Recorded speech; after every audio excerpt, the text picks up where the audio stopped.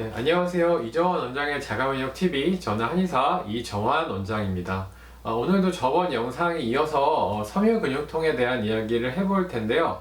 저번 영상에서 말씀드린 것처럼 섬유근육통에 주로 처방이 되는 항불안제나 항정관제 같은 경우는 일부 환자분들에게 투여를 했을 때 효과가 좀 적거나 부작용이나 내성이 또 생길 수 있는 가능성이 있기 때문에 다른 치료 방법을 찾고 계시는 환자분들도 있을 거라고 생각을 합니다.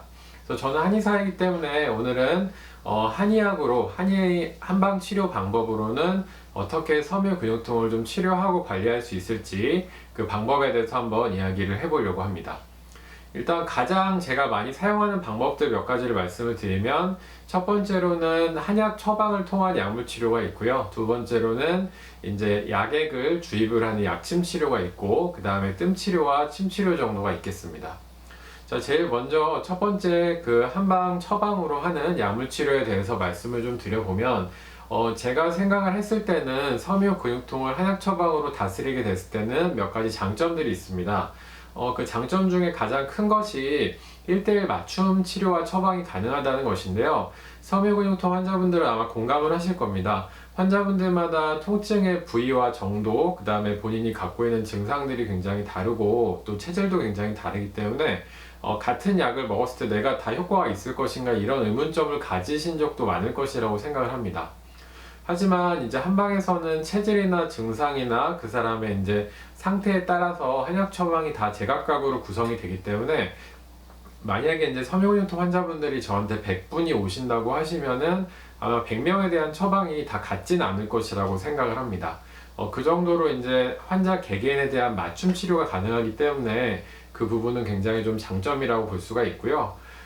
그리고 이제 두 번째로 장점이라고 이야기를 할 수 있는 부분이 섬유근육통의 이제 원인을 개선을 좀 할 수 있다는 부분입니다.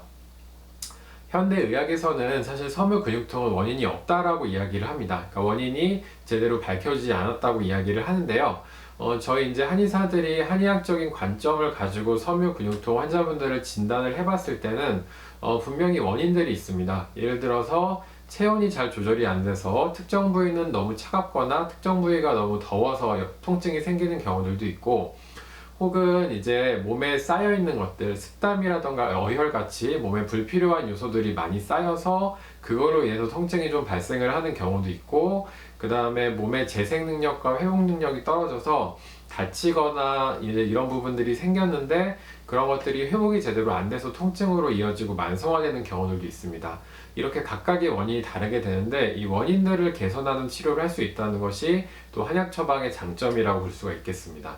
자, 그리고 이제 뇌 문제를 이야기를 하는 경우가 많습니다. 섬유근육통에서는 통증이 만성화되면서 통각 과민이 나타나게 되고 뇌의 한 영역에 문제가 생기는 것으로 이야기를 하는 경우들도 있는데요. 이런 경우에도 접근을 같이 해볼 수 있는 한약재들이 있기 때문에 이런 경우도 한방치료로 이제 한약 처방을 통해서 개선이 되는 경우들이 많이 있습니다. 자, 하지만 이제 한약이 꼭 장점만 있는 것은 아닙니다.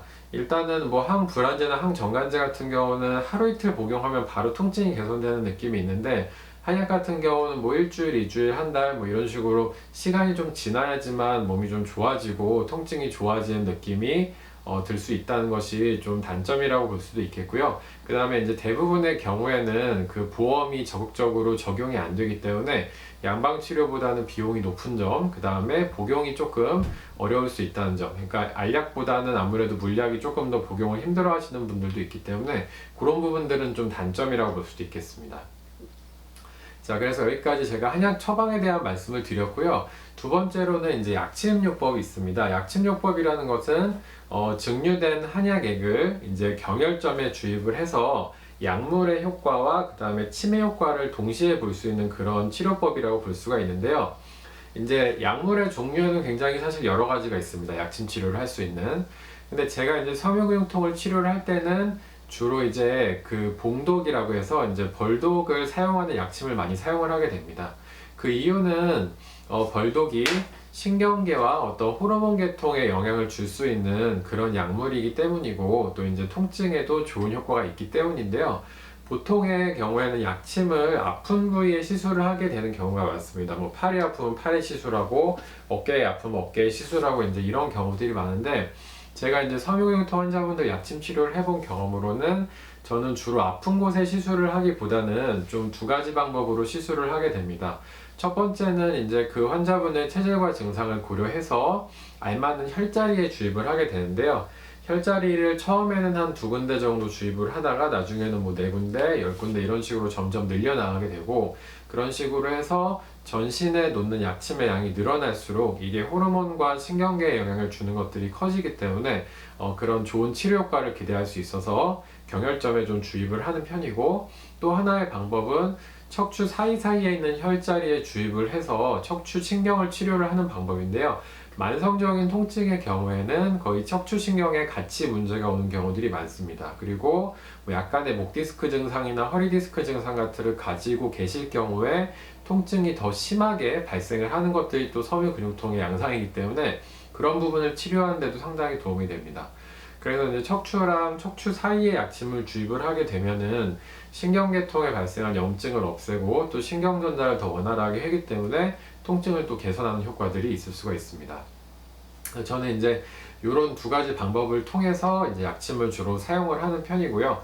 만약에 이제 봉약침을 맞았을 때 통증이 좀 굉장히 심해서 그것 때문에 좀 못 맞으시는 분들은 다른 약물을 또 구비해서 치료를 하고 있습니다. 자, 그리고 이제 세 번째 방법으로 제가 소개해드리고 싶은 거는 왕뜸 치료가 있는데요. 뜸 치료는 제 채널에서 자주 말씀드리는 치료인데, 몸을 따뜻하게 해주고 또 이제 혈액순환을 도와주고 면역력을 상승시켜주는 그런 치료라고 이야기를 할 수가 있겠습니다. 제 채널에 올려져 있는 왕뜸에 대한 다른 동영상을 참고하시면 왕뜸의 효과에 대해서는 조금 더 자세히 아실 수 있을 거라고 생각을 합니다. 만약에 이제 섬유 근육통 환자분들이 왕뜸을 뜨게 됐을 경우에 얻을 수 있는 장점으로는 일단 피로감이나 불면증이나 우울감이 있는 경우에 뜸을 치료하는 것만으로도 그런 것들이 조금 더 완화가 되는 경우가 많이 있고요. 그 다음에 뜸 치료를 좀 고강도로 해서 횟수를 많이 하고 일주일에 하는 날수를 좀 늘릴 경우에는 이것만으로도 통증이 좀 조절이 되는 경우들이 있기 때문에 한 번쯤은 시도해 볼 만한 치료 방법이라고 생각을 합니다.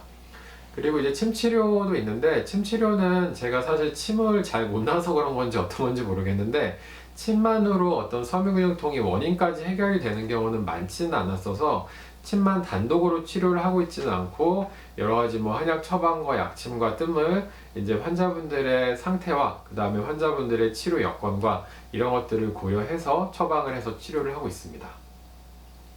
자, 그래서 이제 한방치료에 대해서는 제가 이제 여기까지 좀 설명을 드리고요. 다음 영상을 통해서 이제 한방치료를 받으시는 환자분들이 자주 묻는 질문이라던가 아니면 섬유근육통 환자분들이 생활관리에 대해서 궁금해하시는 부분들에 대해서 조금 더 설명드리는 시간을 갖도록 하겠습니다.